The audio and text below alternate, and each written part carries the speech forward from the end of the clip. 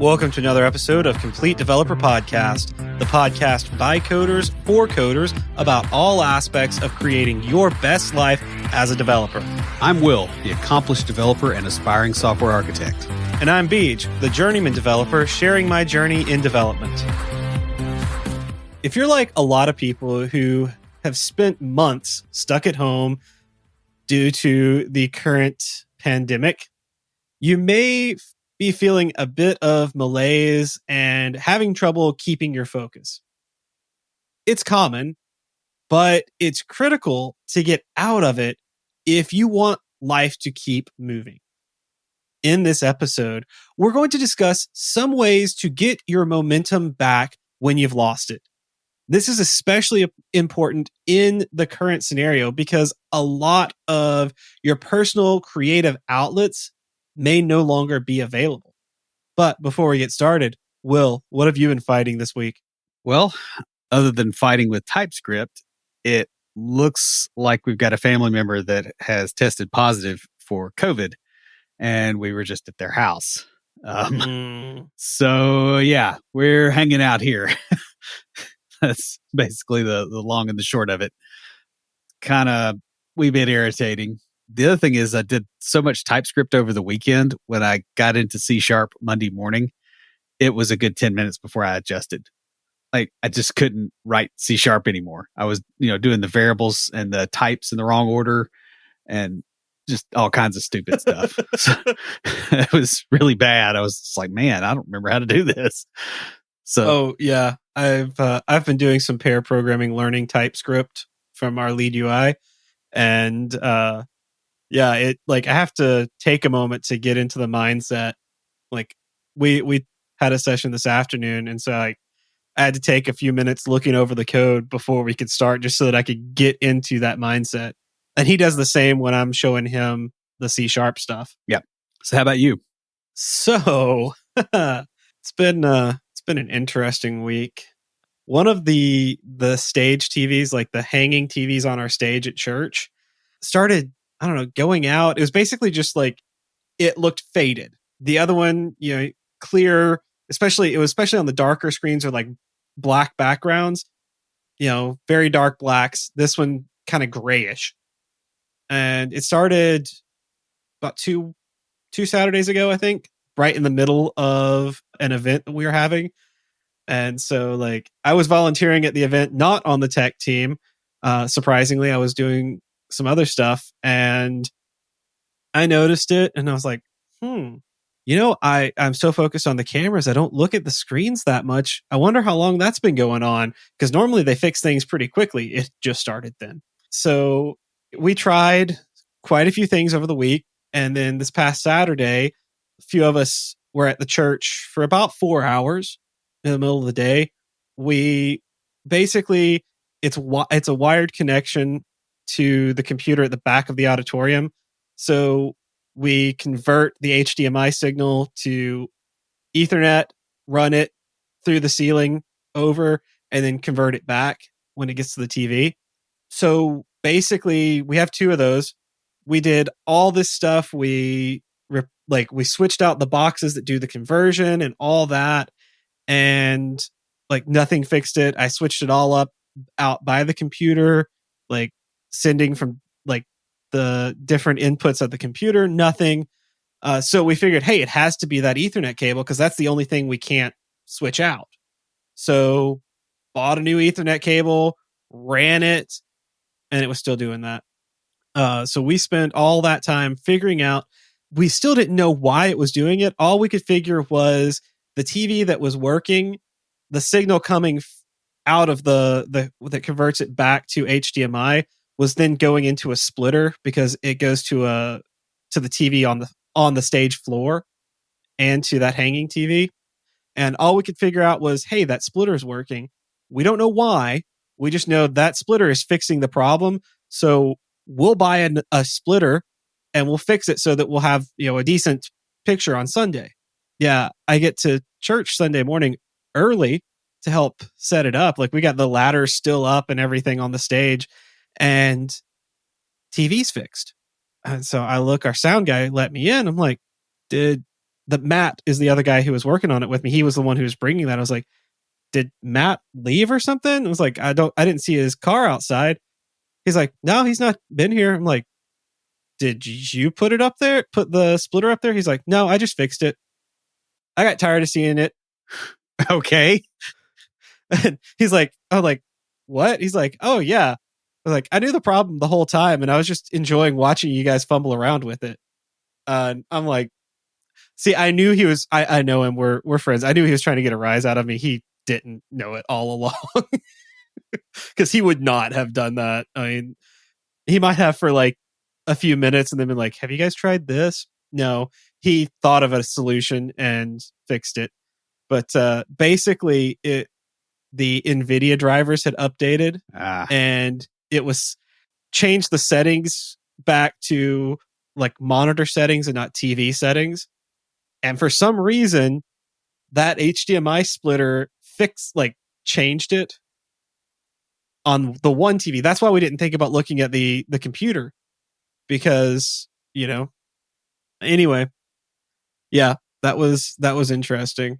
Speaking of connecting, I've been dealing with connecting to a older third-party application at work. Let me put it this way. The sample code for this was last updated 12 years ago. Oh, yeah. That helps. So, I found a memory leak, and I'm trying to figure out, why is my code not working, but the sample code does, talking to this DLL that then talks to a third-party application. And I realized, hey, it's a memory leak in the sample code. And my code was, not leaking that memory, and that the DLL was expecting it, basically because it was written for kind of a stateful WinForms type application. But then I was writing a stateless web app.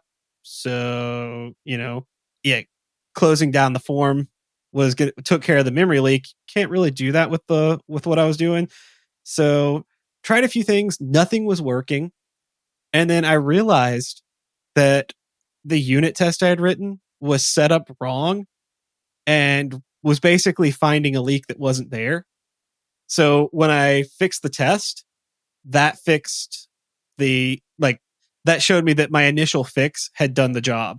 And so all this that I had been doing for the last day or so was, just running around in circles because my test was showing bad stuff. So that happens. Yeah. I actually got to do some testing today myself. So I'm that's cool. very familiar with the feels on that. Mm-hmm. Got to play with data-driven tests in XUnit. Oh, wow. And yeah. I'll tell you more after we record. Okay. We want to give a shout out to Chris Richards, who rejoined us on Patreon. He was with us before and has come back, and we just want to welcome you back into our Patreon fold, and thank you for supporting us here at Complete Developer Podcast. Sweet. Practically everyone you talk to these days is struggling to varying degrees. Lives have been thrown into chaos, and there is a tremendous amount of confusion as old routines are drastically and often suddenly altered. Worse still, most of us feel like we have no control over the way that our lives are going. This can make it very difficult to keep your motivation going. As time goes on, not only does your motivation take a hit, but you start to feel bad about the lack of forward motion. Eventually, it gets more difficult to get anything done, much less the stuff that really matters. However, while you can't always change the situation, you can change the way you respond and react to it. Even with the current situation we're in here, when we're recording this, it's the end of 2020, but it's going to be published early 21. And all of the weirdness that's been going on in the past year, there are still things you can do to recover your motivation and get moving again. The situation is far from hopeless, and it's entirely possible that these times constitute the best opportunity you've ever had for real personal growth, provided you can get going again. Yeah, and there's also a bit of danger here. A lot of conversations about motivation kind of have a tone where they assume that you're going to achieve some sort of productivity nirvana if you just do the right 3 steps. And that's really unlikely to happen in the present circumstances, or if we're really being honest, any circumstances that any of us are likely to encounter. Lots of discussions by motivational gurus will proceed as if nothing bad is going on. And that's not really a realistic assessment of most people's situations at most times or most people's situations right now. Rather, a decent approach to repairing your motivation consists of accepting reality as it is and then doing what you can with it instead of pretending that you have total control over everything. So, guys, in this episode, we're going to discuss some strategies that you can use to get moving again when circumstances have sapped your motivation and your ability to focus. We're not going to give you some garbage advice about how you can just imagine yourself into better circumstances. Instead, we're going to give you some real ways that you can actually move forward to whatever degree you're able to do so. Before we do that, though, I do want to say, when it comes to motivation, one thing that is really hard to do, especially this time of year right after the holidays, is to get motivated with your finances. Lucas Casares is a fee-only certified financial planner. He owns and runs Level Up Financial Planning virtually out of Fort Collins, Colorado. Yeah, and the cool thing about it is, and in this episode, we're going to get into talking to you about some actual things that you can do to move forward. Well, that's what Lucas does. His focus is on helping you establish a real plan, and not just establishing the plan, but he stays with you and walks you through taking those actions so that you can live your best life. Yeah, and I think it's really important too to understand that you're not too young and you're not too broke, and you don't lack sufficient investments to get help, right? Like, you can actually get a financial planner to sit with you and work with you. And that's what Lucas does. Level Up has a pricing model that actually helps with this and makes it easier because it basically works with you where you are in your financial journey. Yeah. So, guys, you can find some fun free resources and learn a lot more at levelupfinancialplanning.com. So the first thing we're going to talk about is, or I guess the first way to recover motivation, I should say, is to remember the beginning. Yeah. I mean, at some point, you may have made a decision to do whatever you're doing right now, right? Hopefully.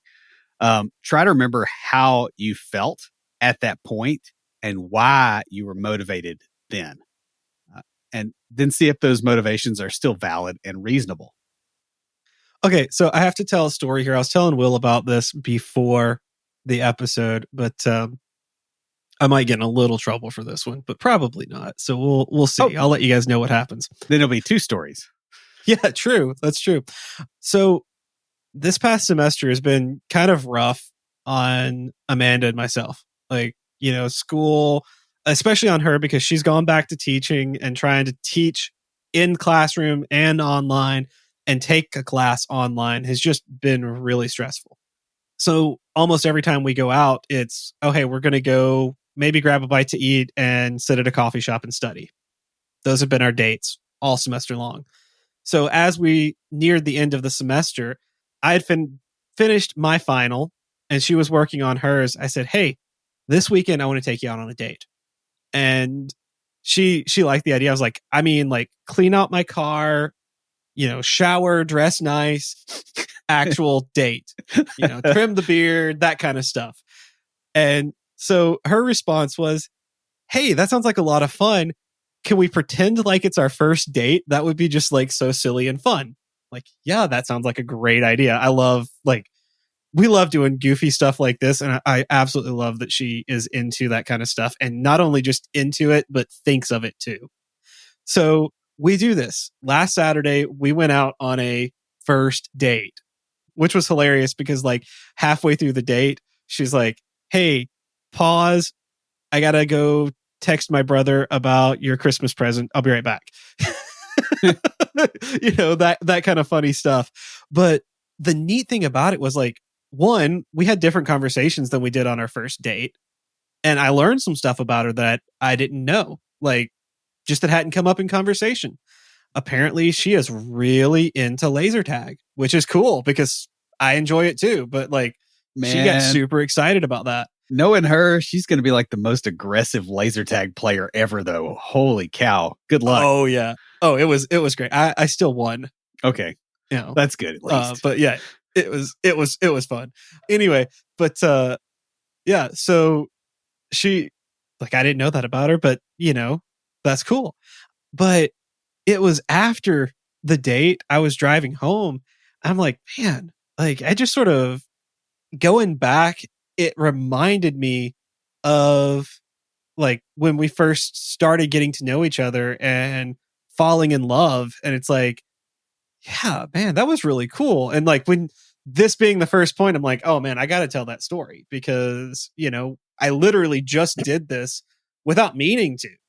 We just we thought it would be a fun, goofy thing. And it was this whole like, hey, this is a big reminder of why we fell in love in the first place. Yeah, sometimes the most profound things in life come out of the most goofy things. Yeah. Actually, most of the time, I suspect. So yeah, we talked about how like at some point you made a decision to do whatever you're doing now.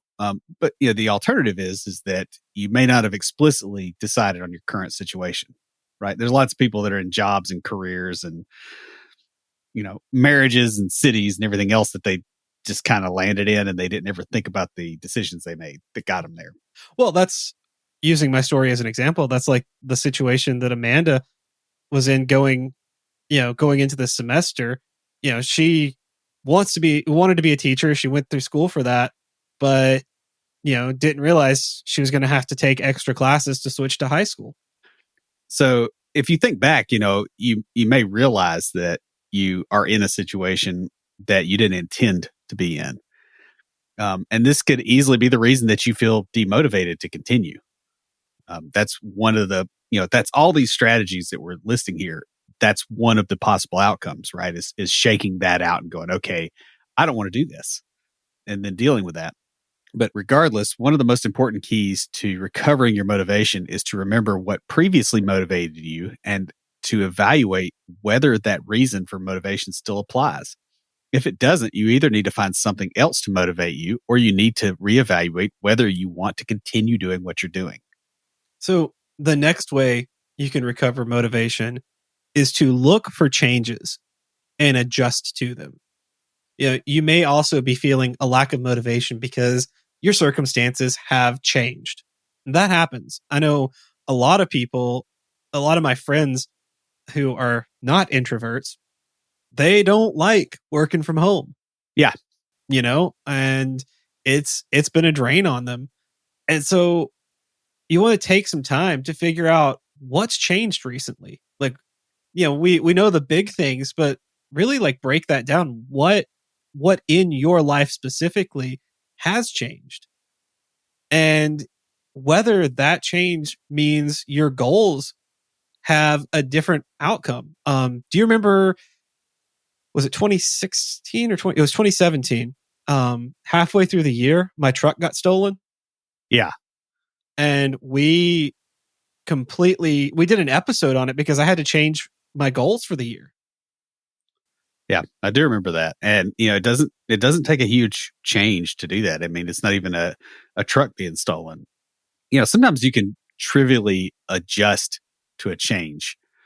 And sometimes you may also find that you can't. For instance, if your schedule suddenly changed, you might find that changing your sleep schedule to match it makes more sense.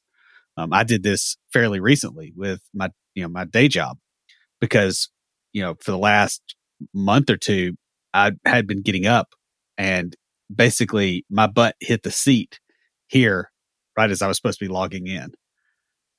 And that's not the way I roll, but that's what things got to. Yeah. And that, it was making me miserable. And so I actually, shifted my wake up time to a little over an hour earlier. And now I'm well caffeinated. I've eaten breakfast, I've moved around a little bit. The room's the right temperature. When I start the day, and it's a tremendous difference. It's funny. I had a similar situation, but not with pushing my wake back because I'm not a morning person. I was trying to wake up earlier and I was miserable because I was trying to, and I kept failing at getting up in time to do the things I wanted to do because I was trying to go to the gym.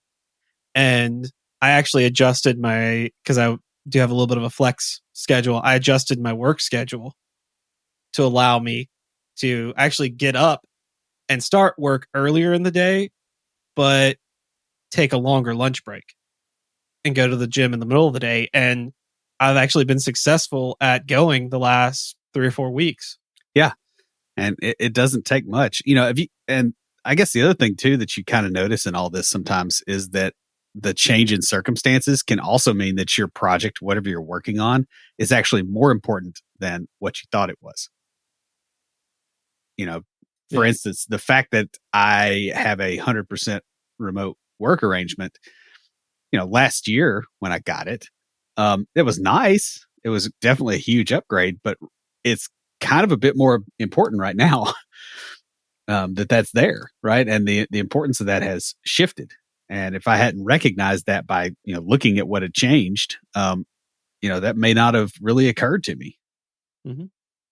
So, third tip is to get moving on easy tasks instead of trying to move on critical ones.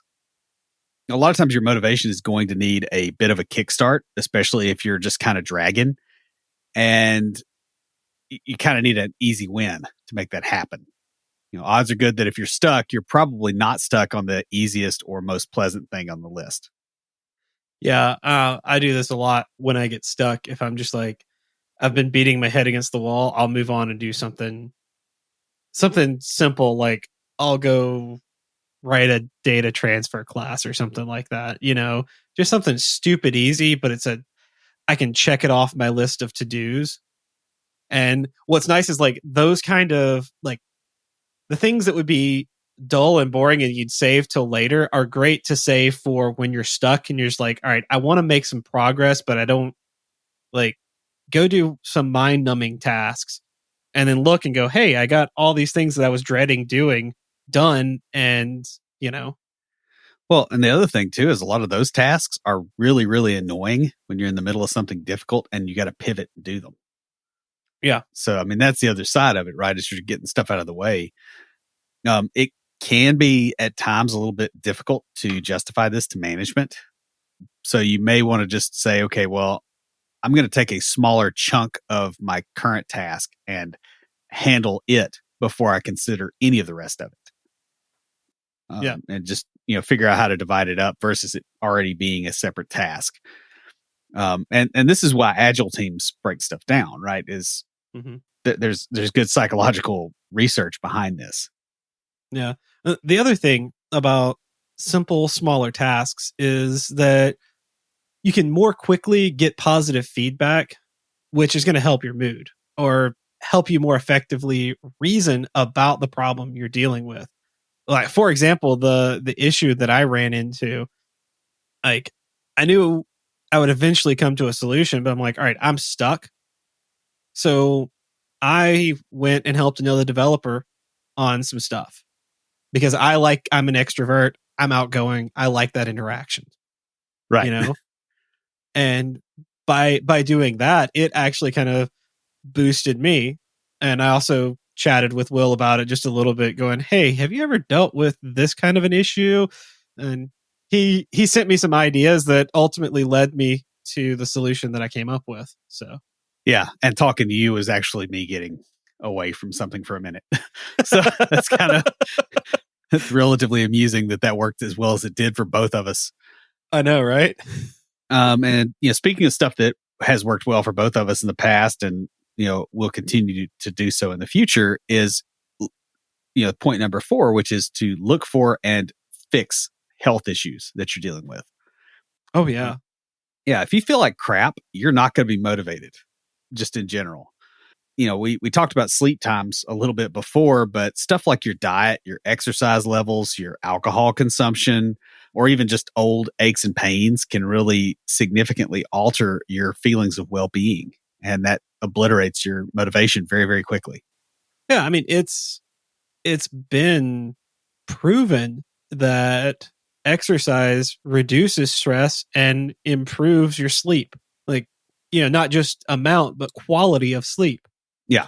Like I can already tell, like I think I've been going back about 3 weeks now, 3 days a week.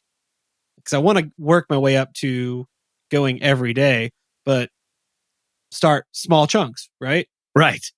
And so I'm like, all right, I'm going to go in, I'm going to hop on the treadmill for 30 minutes and I'm going to do the hill climber at a doable pace, not pushing it, not stressing myself, just, getting into the habit. And while I've noticed a little so far as the weight, I've noticed mostly changes in my mood. Yeah. It does not take a ton of exercise to make a big difference. I mean, I know health issues are not the easiest thing in the world to fix, but a lot of times there are really simple things like that you can do that make things less miserable, even if it doesn't totally correct all the problems. In particular, pay attention to your diet, your sleep, and kind of the constant nagging aches and pains.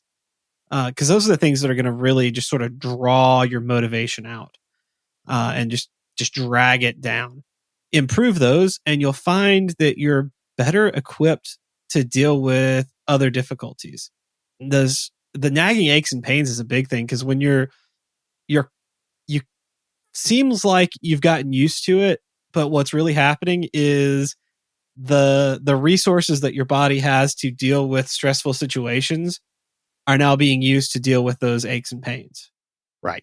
And, speaking of resources too, sometimes hormonal things come into this too, right? Like for dudes, if they're low T, it messes you up. It kills your motivation. Mm-hmm. And so, if you suspect something like that is going on, you probably should get it checked sooner rather than later.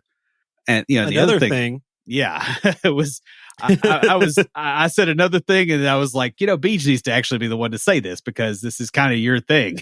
Yeah. Another thing that is big is allergies and food sensitivities. This is where small changes can have big payoffs. Though, if you talk to Will and Amanda, they will say cutting out onions was not a small thing because they both love them. However, I am no longer allergic to onions, so that's a wonderful thing. But when I started having issues, I was 23, 24? Probably, yeah. Yeah. And I didn't know what was going on. I was in the hospital a lot, having all sorts of procedures done, and it turned out to be a food allergy. And once I learned that, I stopped eating that food. I stopped having as many problems. Yeah, and it did, like for a while there when you were kind of periodically getting a hold of some onions and not realizing it. Yeah. Like there were a couple of times I was pretty sure I was like, he got a hold of some onions before you said anything about it, because like the difference in your mood, just like the way that like your sentences got shorter and like more abrupt, and it's like, he's had some onions. Like you can tell, and that stuff will eat your motivation up. Well, that's also like, it was very painful too. So. Yeah. I mean, it's totally legit. I mean, you remember like I used to have eczema on both hands, like going back. I remember that. Yeah. Halfway down my arms. It's dairy. It does it for me. I can eat hard cheese and it doesn't cause me any problems, and I can eat yogurt. Like if I culture yogurt myself, it doesn't seem to do anything to me. But I was drinking these Atkins protein shakes in the mornings, and they had cream in them.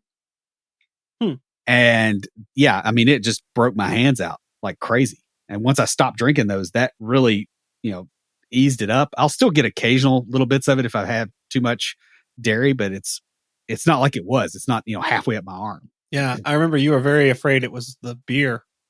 Yeah. Like he was legit concerned, y'all. Will liked his beer. I like my beer and I like my whiskey, and it's like, come on, that's not a good one to lose. But I mean, I've got a few food sensitivities, and they're mostly okay if I keep things within limits. Yeah. So the next way to recover motivation is to lean on your support network. Don't try to do everything by yourself. While you can probably do it, it's not efficient. this is especially true if you're stuck trying to figure out something simple. This goes back to my story. When I decided to tell this one, it literally happened to me this week. I wasn't expecting it to be as useful to the actual outline as it has been, but this goes That's back because to I planned ahead, clearly. Oh yeah, sure. No. Will was so motivated. Sorry guys, I couldn't. Yeah, you know how well I planned ahead when it's like, okay, the episode's done an hour before the show. Well, that was yeah. All right, fair enough. No, so Will was basically my support network on this one. Will and one of the developers I work with at work, who I could tell more details about it than I could tell Will. And like I was just like reached out to him, and sometimes it's something that Will and I provide for each other just in our friendship over the years is, hey, you're not in the right here. Sometimes it's you just need someone to go, hey, yeah, man, that sucks. That's terrible. And just to or why did you do that, you crackhead? Yeah. Yeah. Which that's also a service we both happily provide. Yep, that's true. That's true. For almost everything you do, you're going to have someone in your support network who can do it better, who has more experience, or just has an approach that you don't. This is why I like talking to other developers about things. I have a developer working with me on this project who has never built anything in .NET Core. And he's absolutely fascinated and excited to learn it, but he has, years and years of experience in MVC. Right. And I told him, I was like, because he was asking me about how to do stuff. I was like, look, I don't want you to be a clone of my coding. Like, here's some examples. I want to maintain the same structure so that we have uniformity, but I don't want you to just be an extension of me. So you write the code, we'll go over it in our code review, and I'm expecting to learn some things. Yeah, especially since, I don't know a lot of .NET developers that have switched to .NET Core that are still doing MVC in .NET Core. Like, it seems like they're always throwing a front-end framework and just doing API calls and, RESTful stuff. I don't think I've done MVC in .NET Core yet. Probably ought to do some soon. Well, that's the thing. We're not doing MVC in .NET Core either. Okay. It's just that's what his experience is, MVC. And so like the whole web API, all that stuff he's like, I've done a little bit of it, but that's not his forte. And I love his attitude. I want to have it when I've been developing as long as he has, because he is excited about getting to do this stuff. And it's fun. We get on a call and like we get to go in, and sometimes the UI developer will get on with us, and I'm like, I'm sorry, man. We kind of got excited about that. He's like, I'm just glad you guys love what you're doing. Yeah. Because otherwise I have to do it, and that's not cool. That's what the UI guy thinks. Yeah. That's what we think about UI. So it's fair.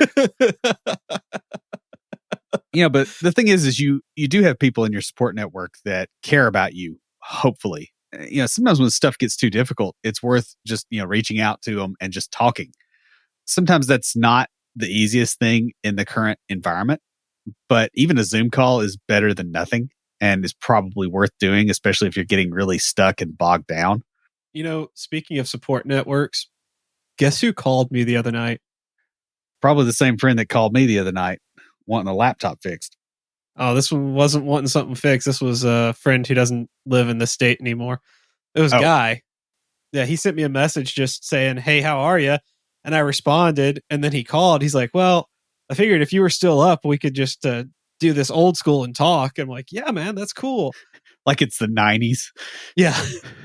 And so we talked for about 4 hours. I think I got to bed around 2 a.m. Ooh. It was a rough night, but it was awesome just catching up with him and stuff. And, I haven't seen him physically in probably about 5 or 6 years. Haven't talked to him on the phone in a year or so. Yeah, it's been And longer than so that since I've talked to him. it was just really good to catch up with him. And that's why we were on the phone till 2 a.m. just because it was like, but it was awesome. And, that this reminded me of that because it's like, yeah, like you do have people. You have people who may not be like, who still care about you that you may not have seen in a while. Yeah. Who can help with things. And, sometimes they don't even have to be tech people. If you're stuck on something technical, sometimes just talking about it. Yeah. Or just knowing that somebody out there gives a crap about you, because usually it's not just technical stuff, right? It's technical stuff plus other stuff. Those things, they're kind of like buzzards. They seldom travel alone, and they don't travel without bad reasons.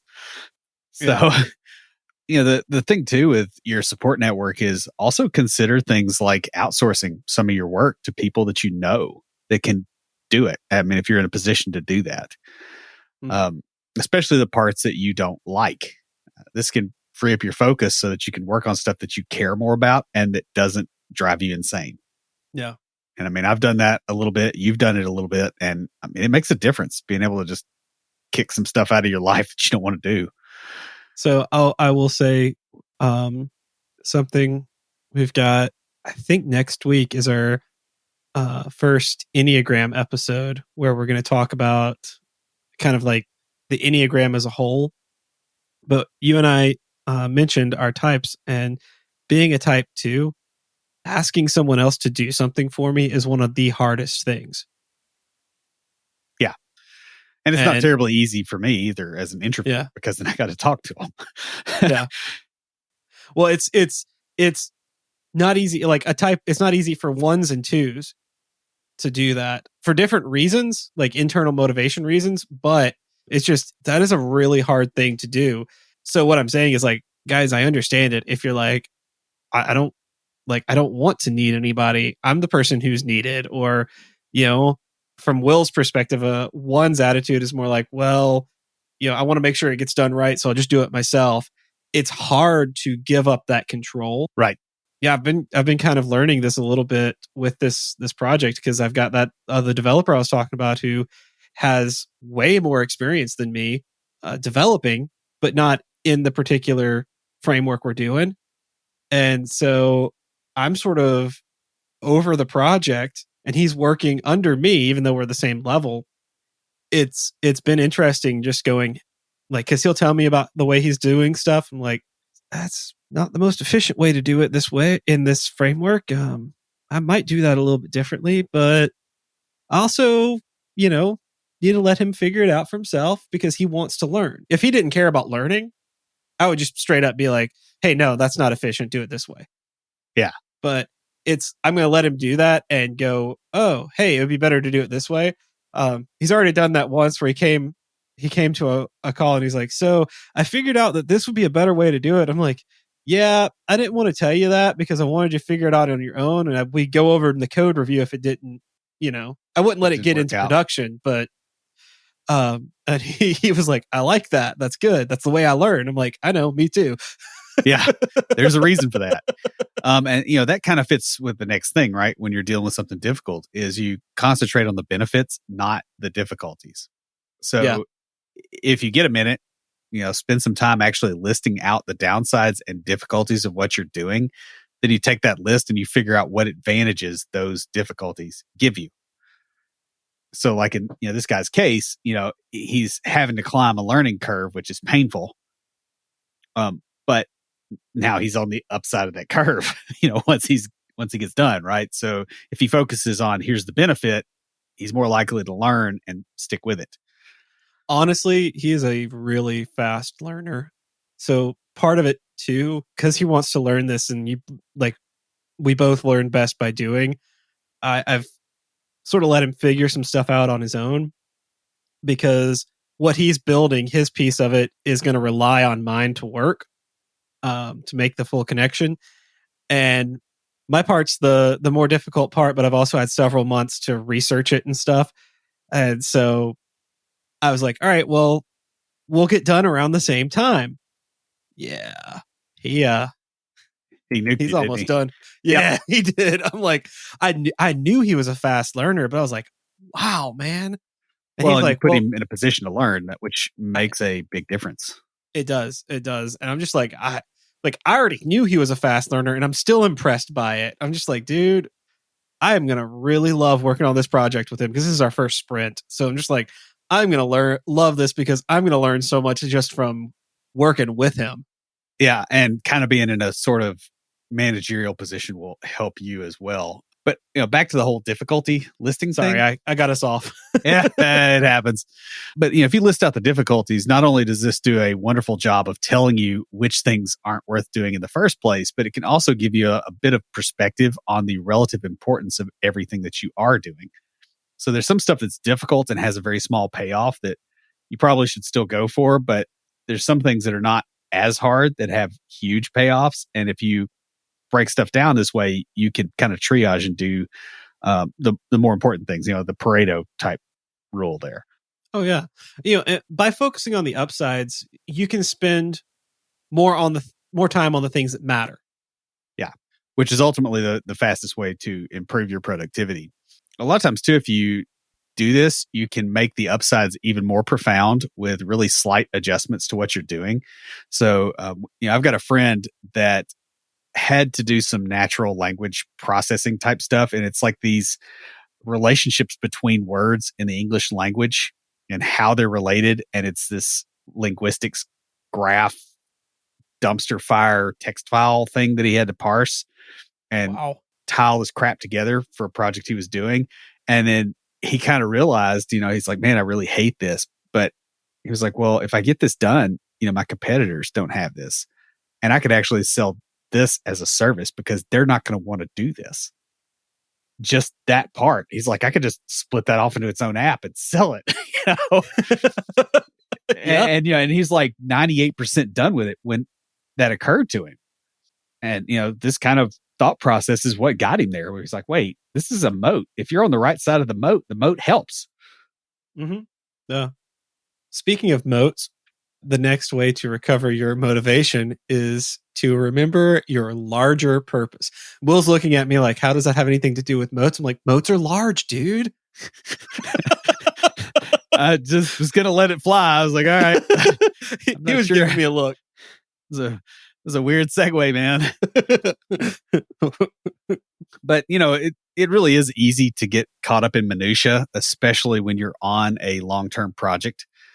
If the project is going to make a huge positive impact on your life, it's really easy to forget that when you're tracking down yet another null reference exception at 2:00 in the morning. Oi. Yes, I understand that. And that's one of the things that I probably annoy people with how positive I am about my job is, I get to do things that are actually helping people and making a difference. And not a lot of people in jobs similar to mine can say that. I mean, I can say it about my job, and it definitely changes the way that it feels when you're like, yeah, this is helping real people who are in a mission that I support, versus it's, helping some Silicon Valley VC feel better about themselves because they made a social network for orangutans or some crap. Like it's a real thing. I don't know. One day someone is going to invent that. I know. I don't know why I use that as an example, but it is rather horrifying the more I think about it. Because they're going to be rough on equipment for one thing. They're going to throw a phone. But whatever. A lot of times you'll also figure out, as you get stuck, that if you keep the larger goal in mind, that may help you formulate alternatives to what you're currently doing. Sometimes your larger purpose can be served immediately with a small, quick win in a big way. Like sometimes 80% solutions will get you, a long way with not a whole lot of effort. And that just gives you the ability to see those. Finally, it's worth re-examining your larger purpose fairly often just to make sure that it's still a goal worth attaining. I mean, I've kind of talked about, especially early on in the podcast, med school and leaving that, and the depression and stuff that I was going through. And as I started coming out of it, and got the job in development. Like, honestly, learning to code was one of the best things for me. I should actually say relearning to code. Yeah. Because learning how to write production code now. Yeah. Yeah. I had lunch with a friend of mine today from church, and I was telling him sort of synopsis of that time and stuff, because he was asking me, he's like, so have you always wanted to be a computer programmer? I was like, sort of. And I was telling him about like how I was into it. I got out of it. I went for this other challenging thing, medicine and that sort of stuff. But yeah, I mean, when you're going through, and this is especially when you've got like very low motivation, you start looking at what's important. And sometimes the reason your motivation is lacking is because you're working on things that aren't important to you. Yeah. Or you're doing it in the sloppiest, most horribly inefficient manner possible. Like, I mean, early on in the podcast, right? Like the decision to get audio edited by somebody else was kind of a big deal. I say early on, like 3 years in or 4 years in. Yeah. Well, I mean, I was when we first started, I had the time. And it was part of the learning to learn how to do it. I mean, yeah. And honestly, that's what led to me getting where I am now at the church. And like, I got on the creative team because of my editing abilities that I learned and refined through the podcast. And a big shout out to our friend, Jason, who, well, we don't use his music for IoTs anymore because we don't have IoTs, but we use it in the Aftercast. Yeah. So a little plug for the Aftercast guys. The other thing too is your larger purpose gets larger. Yeah. Over time, and you need to reevaluate that pretty often because it may not be where it was. Another thing that will help you with your motivation is getting rid of negative influences. The fact is, if you have negative or toxic people around you, it will obliterate your motivation. And, do be aware as well that there are people that can be wonderful about most things, but they will continually talk down about your major life goals. And that's still toxic. And you have to limit the amount of exposure you have to that. Yeah. I didn't want to tell a story on this one because we're coming towards the end of the episode, but I'm going to because it's very important here. When I was very depressed, before we started the podcast or right early on in it, and before I got my first job as a developer, I had people who had been super supportive of me when I was really down and depressed. And as I started coming out of that, like, they ended up being toxic because while they were super helpful at that deep stage, at the higher levels, they didn't want, like, they're like, oh no, you can't do that. You need to stay down here with us. Well, because they're comfortable where they are. Yeah. And, that's okay for them. If they're comfortable where they are, yay for them. Yeah. I was not. Yeah. I mean, the pigs have to have their style, right? Yeah. And I mean, we both had negative friends in college, and, getting away from them was some of the best things we ever did. Yeah. And it's like, you still care about those people, but you cannot stay with them if you're going anywhere because and people with poor boundaries as well, right? Like that's another form of toxicity that you've got to avoid, or people that have drama all the time, or that are just negative on a regular basis. Like you don't want to hang around with that if you want to maintain your motivation. So the next one, and this will probably be the second to last one we do, is limit the number of decisions you make while executing. Sometimes the problem is, decision fatigue. Rather than actually burning out, you just are having to decide too many things. Reduce the number of decisions that you have to make in a given day. That can help a lot. It's funny. One of the exciting things for Amanda about doing the first date was I'm the guy, so she had 0 decisions to make. Yeah. It was just, what to wear, and that's it. And she was so excited about not having to make a decision. Yeah, I get that. And, I'll say another thing that goes with this as well is try to separate the phases of your work that involve making decisions from the phases of your work that involve acting on those decisions, because that can reduce the stress of both. Like if you're having to make decisions while you're under a tight timeline or doing something that's already difficult, it's harder, right? Like that's why we work from outlines when we record, so that we don't have to think on our feet at that level. Yeah. You also want to embrace the power of making a good enough decision that lets you get moving. Yeah, this reminds me of running the cameras at church. So we have 2 cameras, camera 1, camera 2, and they're at different places. They have different angles towards the stage from the back of the auditorium. Well, camera 1 has a limited number of shots, and it's a great sort of transition camera. So like its shots are, you might get a tight shot of the keyboard player from camera 2, hit camera 1 while camera 2 moves over and gets a tight shot of the drum kit. Right. And so with camera 1, the big thing is composition, because that's where you're going to sit on that shot for a while. With camera 2, it's speed. And one thing that in training people I have seen, and I didn't realize this because it's not something I struggle with, but I have seen other people struggle with, is making that transition from, all right, my goal is get a good composition, to my goal is get a good enough composition in time for the director to use it dynamically. Right. Very early on, I had a little bit of issue with this, but once I figured out, hey, this is how we're going to use them, because this is when we were figuring everything out, it was, oh, okay, I can get a snappy shot. And yeah, like I'll get a shot and I'm like, oh man, I got a nice shot of the lead singer, but every now and then the guitarist elbow comes into the shot. Right there, just like a little, like an inch. Just on the edge where it drives people crazy. Well, I mean, and that's the thing too, right? Like it's like starting a new project in code. People will go, oh, I've got to have dependency injection. I got to have, a mediator pattern. I got to have all this other crap in here. And, no, you got to show a web page. Make that happen first. And then start adding all the other stuff. And it'll bog you down, and you'll spend a day and get no progress. Yeah.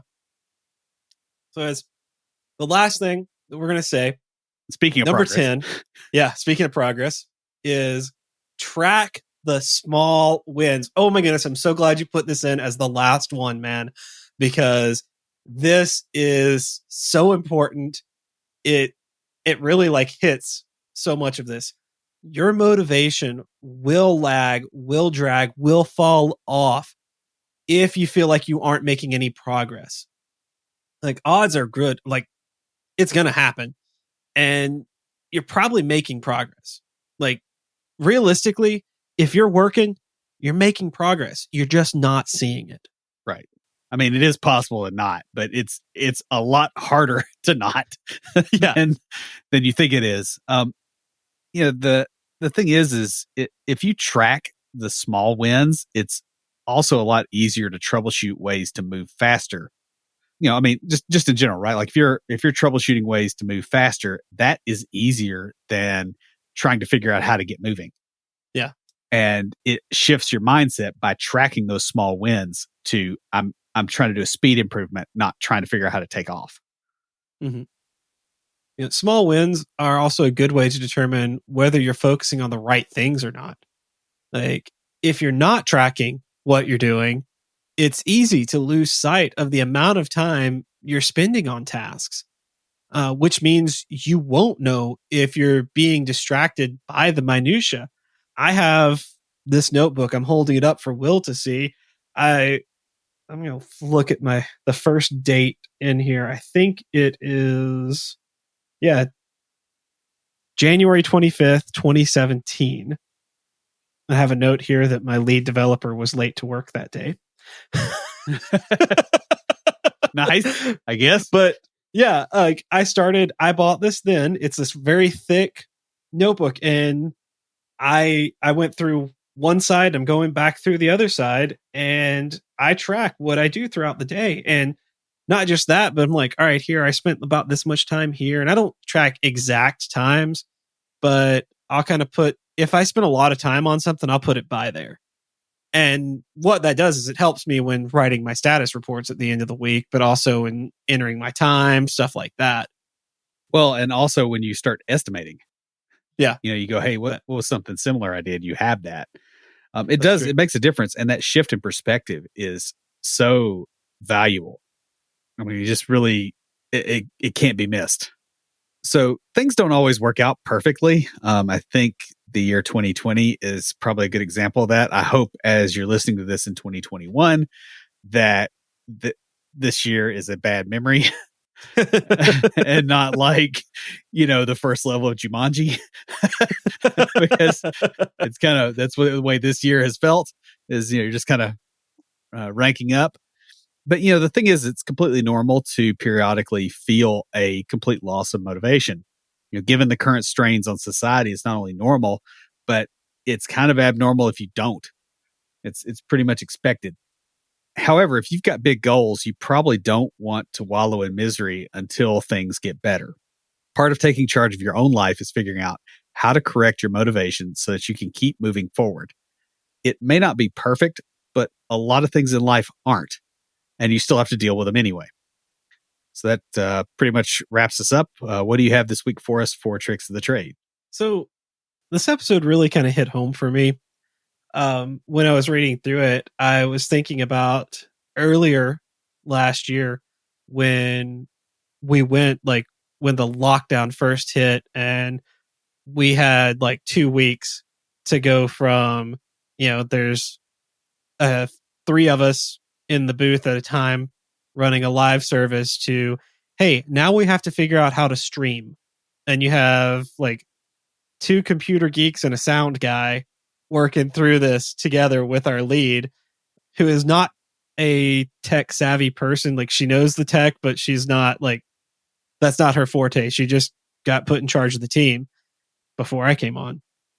But yeah, we faced challenges every week. We were talking about that. You guys know the movie Galaxy Quest? Mm-hmm. Never give up, never surrender. Yeah, we watched that this year at one point, actually. Yeah, and that was our attitude throughout this whole thing. But the whole thing reminded me of that. I was thinking about it. One of our first Sundays back, I was up on the camera stand, and I was thinking about how in the movie they have this huge adventure, and at the end of the movie, like they have the show. Spoiler alert! At the end of the movie, they make it, and they're redoing the show, and they've got new characters and stuff. You know how like the intro to a show like that, it shows the characters, like the camera kind of comes up on them in their role, and they smile and wave like the camera is a friend or something. And I was literally thinking, standing up on the camera stand, I waved at a friend of mine and I was like, I could totally see someone making a movie about like everything that we did, everything that we faced day in, day out, doing that for several months. Because every service, we were doing 3 services a week, we would come in and there would be something that wouldn't work. Well, and you had a lot of character arc too. I mean, like hearing the way you talked about it, like when we were recording back in March, April versus now, you've changed, right? Like that experience it's changed what you think you're capable of. But the other thing is you've realized that you're able to overcome stuff in a way that you probably didn't think you were capable of. Like there was stuff that I think had you been asked a year before, could you pull this off? You would have been like, no, that would break me. Mm-hmm. Yeah. And what's funny is I have noticed one thing about myself, just, personal story here. When I'm not given any responsibility, I'm going to be an irresponsible goofball. That's just my natural personality. I'd agree with that.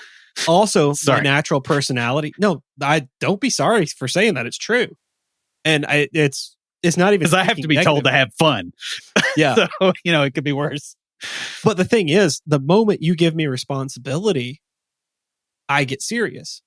And not the I've never had responsibility, I'm going to overdo it serious. No, I take it seriously. I still have fun. And oh my goodness, we laugh so much on the tech team. It's like we have to rein it in sometimes because something will happen, or like the pastor will say something in one of his sermons, especially in live, and we will just bust out laughing back there because we remember what he's talking about and like what we went through. And so, yeah, like we have a lot of fun, and I'm a leader on the team and have fun and am lighthearted, but you give me responsibility, I step up to it. And guys, what I want to get at is running into a problem when you're developing can really drain you. That's what we've been talking about, especially if you're suffering from a lack of motivation. You may be stuck on something or just out of ideas. And the trick to overcoming these times is your attitude. Like several of Will's points hit on attitude, but and several of them hit on it helps if you've been successful before because you can look on that. But look at it as a game or a puzzle, because that's the attitude we took during that time was other people are doing this. Gamers with no tech skills are doing this. They're streaming daily. Yep. We can figure it out. There's a solution. All we got to do is get to the solution. And once you take on that attitude about your developing, you're just going to, like, even if you don't have it right now, you can step away and come back and like reassess, use the tools that we have. All you have to do is view it as, here's my problem. There is a solution out there. I just got to find it. And it's once you find it, when I do. Yeah. Once you find it, then you can refine it and make it elegant. It doesn't have to be beautiful. It just has to be a solution, and then you can make it beautiful. Basically, guys, that's all I got. Stand by for Titanfall. If you have a question or comment, please email us at neckbeards@CompleteDeveloperPodcast.com. Our theme music is an excerpt from Stand By for Titanfall by Pure Bells, available on SoundCloud and licensed through Creative Commons. The intro music for IoTs is Hillbilly Hip Hop by Jason Belcher. For references, show notes, and to sign up for weekly emails with extra tips and insights, be sure to check out the website at CompleteDeveloperPodcast.com. You can also follow us on Twitter at CompleteDevPod and like our page on Facebook to keep up with news about the show. Catch us each week as we broadcast live, talking about what's going on in the tech world and answering listener questions. Learn more about all of our shows and groups by going to CompleteDeveloperNetwork.com, where you'll find links to Junior Developer Toolbox, Developer Launchpad, and our other communities. Thanks for listening. See you next time.